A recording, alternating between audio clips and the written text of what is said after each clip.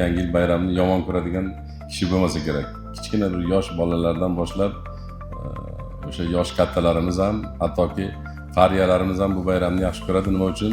Hamma bola chaqasi xabar oladi-da, hammasi bag'riga kelib, bobosi, bibisini yonida o'tiradi. Endi qariyalar uchun shu yaxshi-da, endi farzandini sog'inib o'tiradi, qachon keladi, nevaram qachon bolam keladi deb shu bir umr shuni sog'inib yashaydi.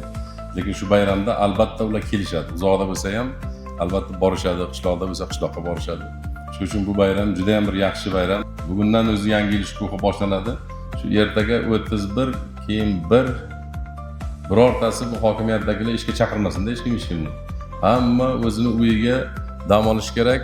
Albatta ota-onasidan, qarindoshlaridan, yaqinlaridan, qo'shnilaridan hammalasidan borib bir xabar olib, shularni tabriklab, bayramni bayramdek qilib o'tkazinglar. Yana bir bor aytaman, bayram muborak bo'lsin, bayramni yaxshi kutib olinglar. Sog' salomat bo'ling.